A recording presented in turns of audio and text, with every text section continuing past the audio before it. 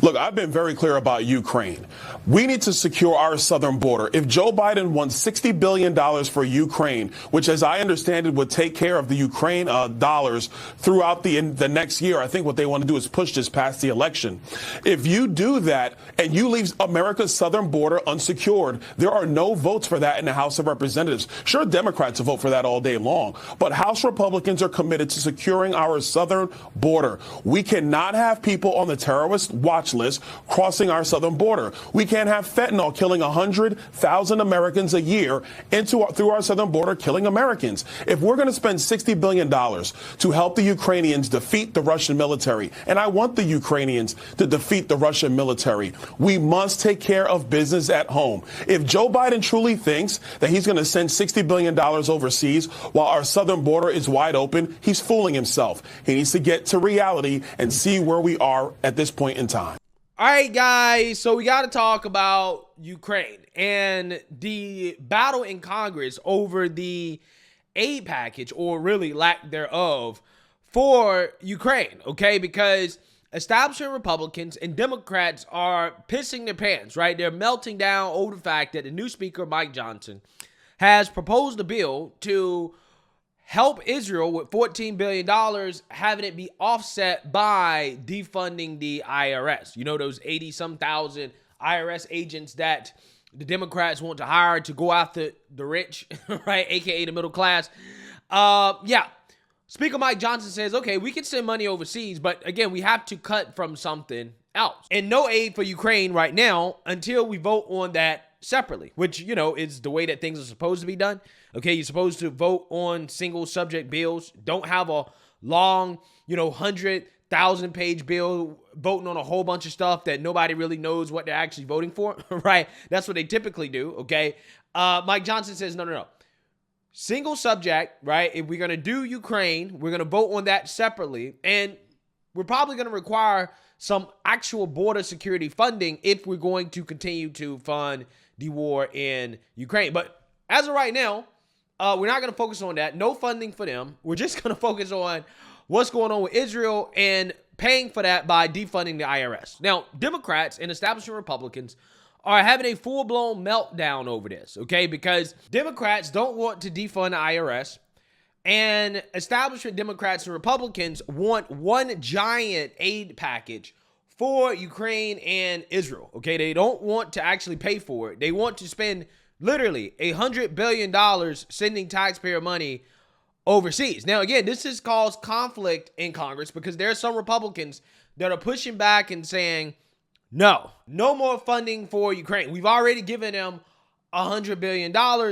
We can't keep funding this war, especially considering how the mainstream liberal media is now reporting that the war is at a stalemate, that all the things that were told to us over the past 5 to 6 months about how Ukraine is pushing back against the Russians and that they're winning, turns out that that was not necessarily true, okay? And it seems as if they're going to have to come to the table for some peace talks and negotiations with Putin on what to give up in order to end the war. But again, you still have some politicians that are pushing to continue to fund this war regardless of the reality. And I think this video right here of Marco Rubio and Lindsey Graham kind of gives you a good idea of the difference right now between Republican opinions in Congress on this issue. As far as linking Ukraine and Israel, that's just not, forget about my opinion, it's just not going to pass in the House. So we need to operate on that reality. I think Secretary Blinken and Austin gave a good answer of why we should not break it apart. Hamas was hosted in Moscow by Putin, so there's a connection there. At the end of the day, I think all of these conflicts have to be dealt with strongly, and they should be dealt with together. Yeah, so you see now, you heard that. Okay, that's the difference. Marco Rubio, I'm sure he probably does want to send some money to Ukraine. I'm not entirely sure. But hey, let's vote on it separately. Okay, and then you have Lindsey Graham that's like, let's just spend $100 billion, right? Let's spend $100 billion. Who cares? We'll think about how to pay for it later, right? Meanwhile, Democrats are trying to frame Mike Johnson's pay-fors in regards to funding Israel or sending funds to Israel as a giveaway to the rich, right? He's trying to help out rich tax cheats. This is what Democrats are saying. Has been true from the start of this Congress. Bipartisan cooperation will be the only way anything gets to the president's desk. So I'm deeply troubled that yesterday House Republicans released a partisan and woefully inadequate package with no aid to Ukraine, no humanitarian assistance for Gaza, no funding for the Indo-Pacific, and, in addition, poison pills that increase the deficit and help wealthy tax cheats avoid paying their fair share. The House GOP bill is woefully inadequate and has the hard right's fingerprints all over it. It makes aid for Israel, who has just faced the worst terrorist attack in its history, contingent on poison pills that reward rich tax cheats. In short, it makes it much, much harder to pass aid for Israel. It's insulting that the hard right is openly trying to exploit the crisis in Israel to try and reward the ultra-rich. The new speaker knows perfectly well that if you want to help Israel, you can't propose legislation that is full of poison pills. And this kind of unnecessarily partisan legislation sends the wrong message to our allies and adversaries around the world. Yeah, so what I find to be fascinating and ironic about what Democrats are saying is that they're accusing the GOP, more specifically Mike Johnson, of trying to help the rich because he wants to cut back from the IRS hiring 80,000 agents to go after the middle class, because that is essentially what they're hiring them for. Okay, I mean, you don't hire a newbie to go after rich people with experienced high-level accountants, right? You hire newbies to go after people who can't afford good accountants or that don't have accountants at all, right? Again, this is common sense stuff, but Democrats think that people are dumb and that they don't have common sense, and this is why they say this type of thing, right? I find that to be pretty fascinating because I actually think that it's Democrats that are trying to help out the rich, okay? Because they are melting down over the fact that no money is going to Ukraine, right? That's their main problem. Their main problem is that this aid package includes no money for Ukraine. Now, why are the Democrats so interested in continuing to send money to Ukraine, despite the fact that the war seems to be at a stalemate and the objectives that we set out to accomplish, which is to, run the Russians out of Ukrainian territory, that's not really happening, okay? They're not really accomplishing that. Why continue to spend all of this money? Well, the reason why is because Democrats want to do exactly what they're accusing Mike Johnson of doing, which is protecting the rich. And the reason why I say that is because you have billionaires like Bill Ackman who said the quiet part out loud, okay, about how Zelensky has been making backdoor deals with U.S. investors in order to rebuild Ukraine, right? And this has started regardless of the fact that the war is going on, because they're all betting that post-war, right, after the Ukrainians drive all the Russians out, that these investments are going to generate a return for U.S. investors. Hence why the politicians are so dead set on spending as much money as possible in Ukraine, because they're quite literally trying to protect the rich and powerful who have invested in the country. Take a look.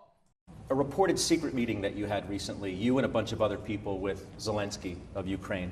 Within the last few weeks, it was said to have happened. What happened in that room?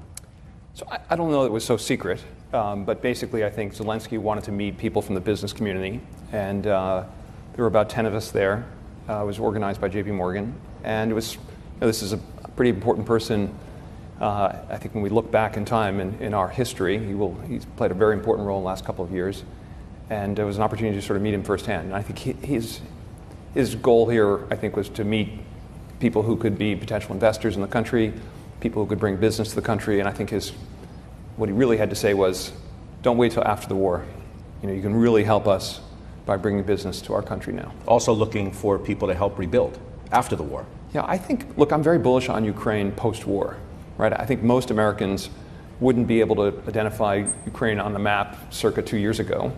And today, I think people know how many people live there, they know a lot about the population. I think they feel a moral obligation to help, And I think there'll be a very powerful big business case for the rebuilding of the country. Are you going to commit personally that you'll give money towards the rebuild, either through you personally or the foundation?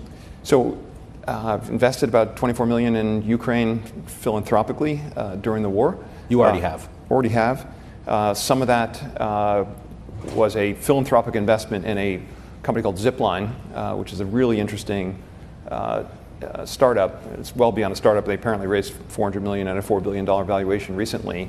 But our philanthropic support was to get them to launch in Ukraine. And basically it's a drone company that ships medical supplies, principally in Africa, but they places where there isn't good road infrastructure and you need to get blood from one hospital to another, or medical supplies or things like that. And they launched they're in the process of launching in Ukraine because, of course, the infrastructure of the country is not in a great place, and they have lots of need for blood in the right places, unfortunately. And that was just the start. It sounds to more investment from you.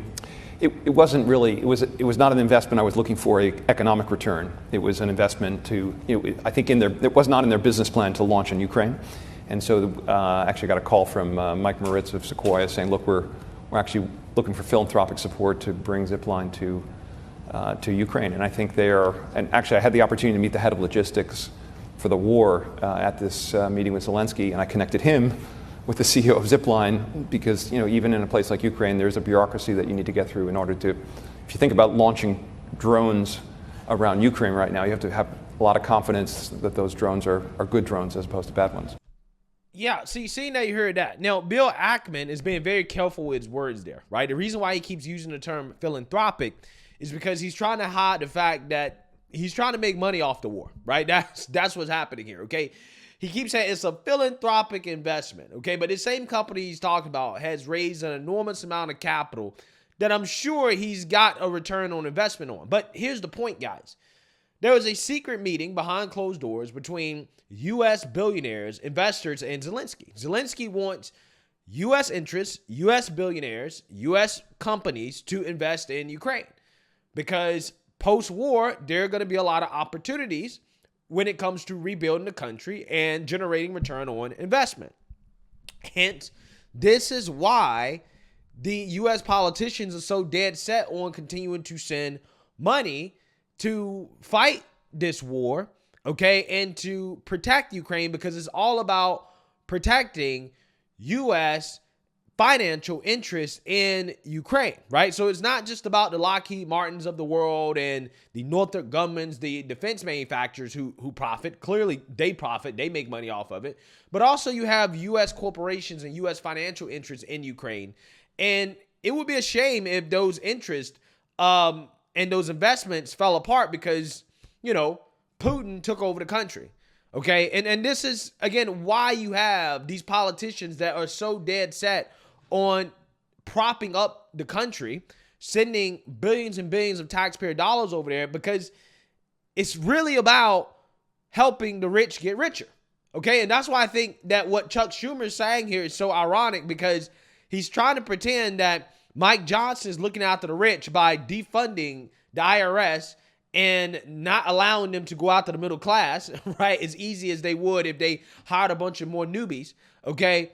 But yet, the main reason he's begging for more money to fund the war in Ukraine is literally because they want to use that money to not only fight back against Russia to keep them from taking over the country, but to use that money to invest in the country to make sure that the billionaires that buy the politicians get rich, right? They make sure they benefit and that they get a positive return on their investment, because these rich people who buy the politicians, best believe, they don't want their investments to go bust, right? They don't want to lose money. They hate losing money.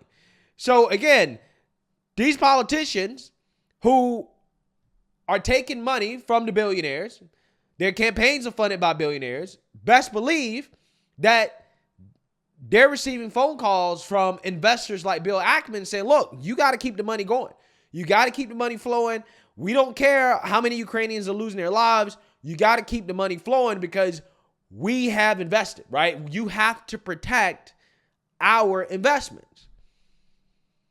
And that's how this works, guys, right? That's the whole point of this video, is to show you guys how this works. When you want to understand, why do the politicians keep spending money on this, even though clearly we're not accomplishing the objectives that we stated, or the things aren't happening that they were told us was happening, we're going to keep funding it, because at this point, it's about protecting the rich.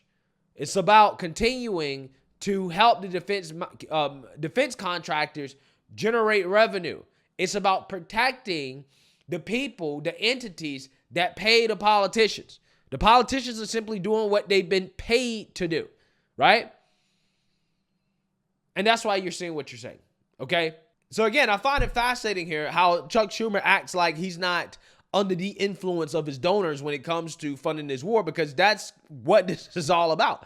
It's all about keeping the rich rich and protecting the financial powers, the financial interests, U.S. interests that have invested heavily in that country. So let me know what you guys think. Make sure you like, comment, and subscribe. Most importantly, share a Black conservative perspective. Peace.